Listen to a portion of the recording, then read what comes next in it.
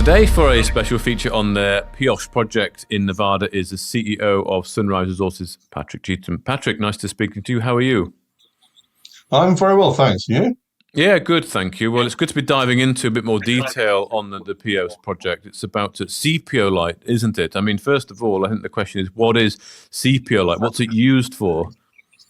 Yeah, so I guess that's an important question because it's not something everyone will have heard of for sure. So Yeah, perhaps if we it does have another name which is probably more familiar to people, and that's meerschaum. So okay. people will have heard of meerschaum pipes, and that's the kind of the very first use of this material, quite an ancient use. You see these very fancy pipes made out of this clay. Meerschaum, it basically means sea foam, and that's how they used to find this in the early days, just floating on the Oh, sea. But yeah, it has a much more high tech application today, of course, and so it's a very rare clay, Sepiolite. It's used in quite a number of applications, but it has some really unique properties. It's got a nano porosity and a very, very high surface area. okay. So, if you would say take 20 grams of Sepiolite, it would cover the air, the surface area would cover like a whole football pitch. Right, It's okay. incredibly Yeah. porous. And yeah, but it's also has some unique properties from a viscosity modifier. So it's used in a lot of materials where you Okay. want to change the viscosity. So, and it also has another property which is quite technical, but which is called thixotropic. So it means that when you stress it, it turns more of a liquid, but when you then leave it alone, it becomes more solid. And, sort of examples of things that are thixotropic are things like toothpaste, hair Oh, gel, that sort of okay. stuff. Yeah. So it has quite Okay. a range of applications. Its simplest application is in absorbent properties like cat litter, but it's also used in some really high tech applications, and in the US, particularly in the oil industry, in drilling muds. In drilling rigs. Well, drilling muds, the muds that Oh, they put down muds. the drill Okay. hole. Yeah, so it has a kind of what it does. It helps suspend the drill cuttings and get them back to the surface, Okay. and it Okay. also acts as a kind of thing to hold open the hole as well. Okay. And it's Interesting. the only clay it's the only clay that exists that actually will work in saltwater formations, which are pretty common in the States. Okay. Okay. So the market for Yeah. this then, has this has been around for a long time? I mean, is it a fairly kind of steady market? Does it peak and trough, or is it fairly the demand is sort of fairly steady? Yeah, I think there's a lot of demands that are pretty steady. So things like cat litter and some of the, Yeah. sort of like cosmetic uses. But the oil industry is obviously oil well drilling is obviously very much up and down. And so the demand for sea pipe in that application, which is a major application in the States, does vary. But, fortunately, what we're predicting now is that, oil well drilling in the States, oil well, gas wells, is going to balloon under the Trump administration. Right. So we're Okay. seeing going forward a real projection of demand for Sepiolite in the States. Right. Okay. So you see that demand only increasing, yeah, mainly for the oil industry. I mean, Yeah, when it yeah, absolutely. when it comes to your project, then, so it's Nevada. I mean, is there a reason why that's in Nevada? Is Nevada known particularly for CPO-like deposits? Well, there is one other deposit that's known in Nevada, and that's an operating mine and has been operating for a number of decades. Actually, the interesting thing about that is that the mine is now starting to get played out, and it's hemmed in by environmental restrictions. So, this would, if that was to close, this Okay. would make ours the only potential, excuse me, sorry, make ours the only potential commercial deposit in the US. Really? And the other one's just it's in the state of Nevada. Is it near where you are? It is. It's much nearer to Los Angeles. Okay. It's run by a company called IMV. And yeah, you know, there's the deposits in Nevada, nowhere else in the US. Right. There's two deposits in Spain, one in Turkey, and one in Somalia, I think. So it really is very rare, very uncommon. Okay. So basically, there's two in the States, and one is yours, and the other one it might be Yeah, closing soon. Okay, and I mean that yeah. ties into then. How does CPO-Lite tie into this? What we're hearing a lot these days about reshoring. So everything coming, made in America, mined in America. Yeah, well, absolutely. So, to be able to continue that supply from the States is Mm. important. Otherwise it has to come mainly from Europe. Yeah. Okay. Okay. So what? And then, well, it being in Nevada as well, I guess the infrastructure is pretty good there. It's a good jurisdiction to do business in, so there's no issues on that front. Yeah, absolutely not. I mean, it's a great jurisdiction, Nevada. One of the top mining areas in the world. Sure. This particular project is only about 3 miles off the highway, easily accessible with good graded roads. And importantly, also, we're only 35 miles from the railhead in Okay. Caliente. Okay. And that's important to transport the stuff around the states because the markets, throughout the states. Yeah. And we're only 7 miles from a local town, which is actually got a strong mining history. A place called Pioche, after which Okay. we take the project's name. I A see. very traditional old mining town. You can see in the pictures here. Yeah. Okay. So let's just look at the claims and the project area a bit more here. I'm quite keen to understand really how it came about that you were able to get this opportunity, but also, I mean, because of course Sunrise is a project generator, so you look for really things at the ground level to do a bit of work on, and then and ideally move them on into another vehicle. Um, Again, with Sepiolite, I mean, very unusual commodity. So how did this opportunity come about, and why did you go for it?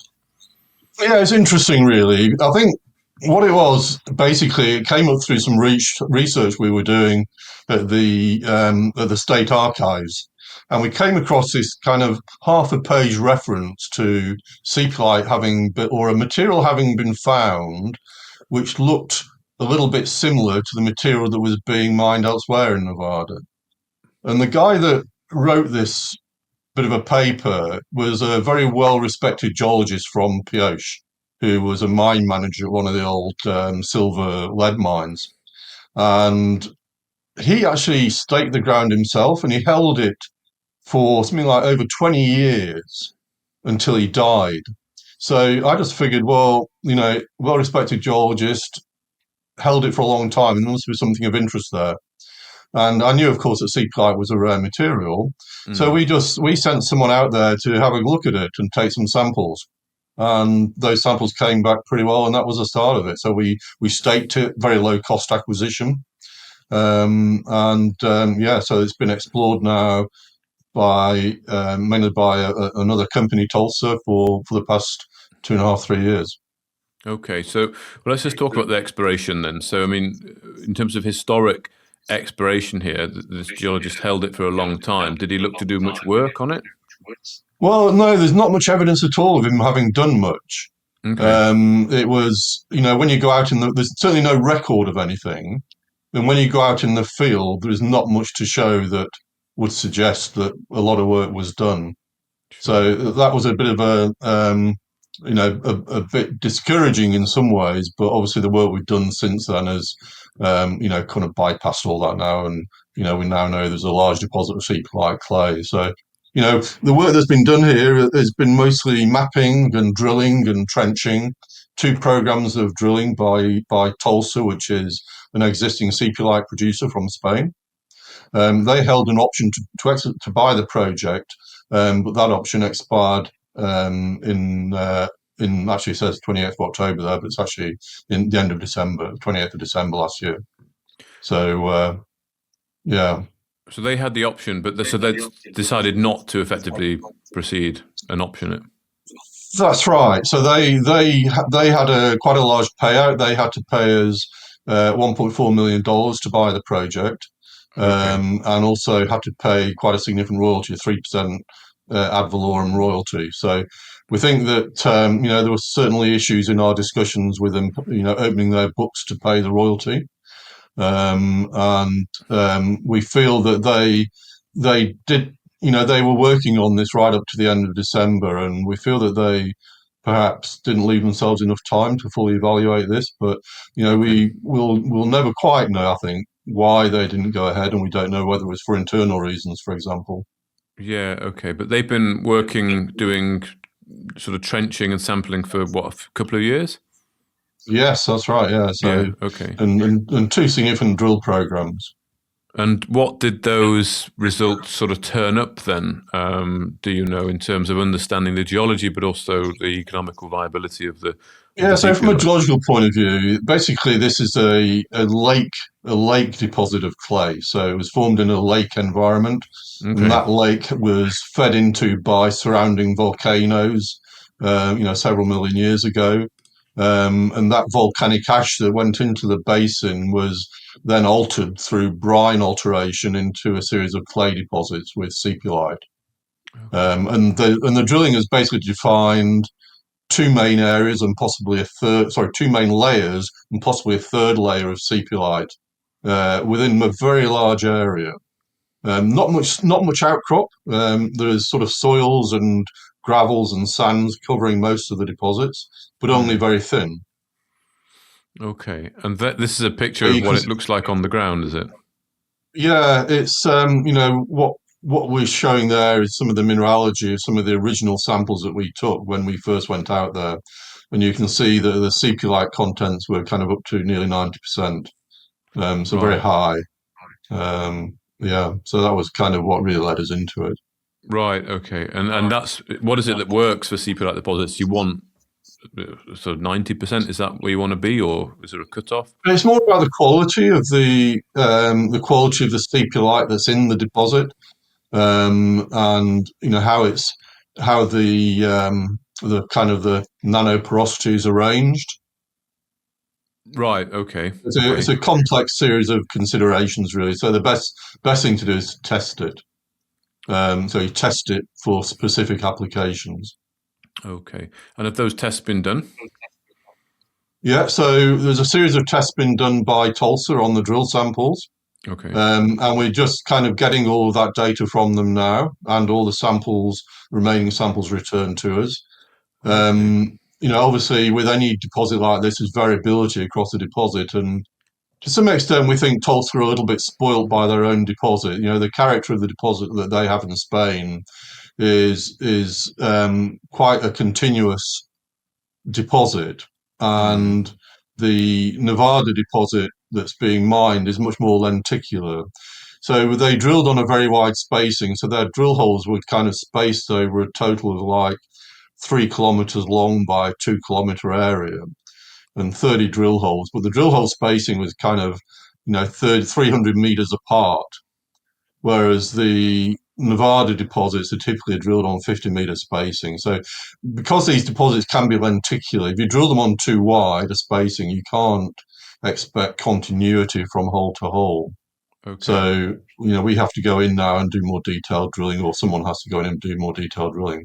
Right. Okay. So you think what they have in Spain was very good. It was just not. Yeah, they've been spoiled, like you say. So what they were seeing here was perhaps not what they were dreaming of. Perhaps not, but their kind of approach has been based on that, but rather than what is already known in Nevada. Okay. Okay. So there has been a decent amount of exploration done, but you say that you think you've got to go back and do some more closer spaced exploration. So is this the last bit of drilling that was done here? This is in 2024. Is that right? So yeah, so they did originally in 2023. They did 20 auger drill holes. Okay, they're shown in blue on this image here. And so the auger drill holes is a good, very cheap way of doing drilling. So you don't get the best sample, and the samples Hmm. can be contaminated downhole. But it's a good way of getting a first look at the project. So that's what they did in 2023, Okay. and then That's in 2024 yeah. they went in and did a much more representative type of sampling with a drilling technique called sonic drilling, and that gave us really good recovery of the clay samples in core-like samples, and they were all shipped off to Spain. The sonic drill holes are shown here in red, and we were kind of expecting most of that drilling to be done within the areas that they'd already demonstrated seepulite to occur, in the first round of drilling. But actually, what they did is kind of extended the drill pattern out to the southeast. And they've basically demonstrated that seepulite occurs throughout this area. You can see the scale bar there, 500 meters. So it's literally about 3 kilometers long, 2 kilometers across. Very, very wide area. And within that, there are areas where we're seeing very good clay. And those are the areas that we probably need to focus on to prove up reserves and to kind of move the project forward. Okay, right. Okay, so at the moment, then, as you stand, you said you've done the testing, but you're waiting for the samples to be returned. So you can. What would you do with that? Do further testing of that to find the use case? Yeah. So at the moment, we've had some samples sent ahead to us to do some test work on. Okay. And we're currently running various tests on those preliminary samples. Okay. That work's being done by our partner in the project. We have a guy involved as a 20% economic interest holder in this project, a guy called Tom Powell. Tom is a acknowledged expert in clays, including seepulite, and he was actually the general manager of the other seepulite operation in Nevada for quite some time. So he knows seepulite inside out, and he's running a series of tests on the samples for us at the moment. But more particularly, he's running tests which are appropriate to the US market. There are a series of tests which just weren't done by Tulsa, and that's for the oil and gas drilling market, for those formations where you have high salt water. And seepulite is the only clay that will work in drilling muds in that sort of formation. Okay.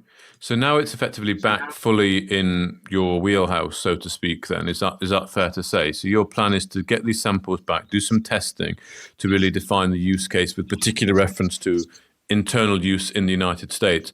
And then what? To do some exploration yourself, to continue to you said, to try and get a resource? No, we're kind of, since Tulsa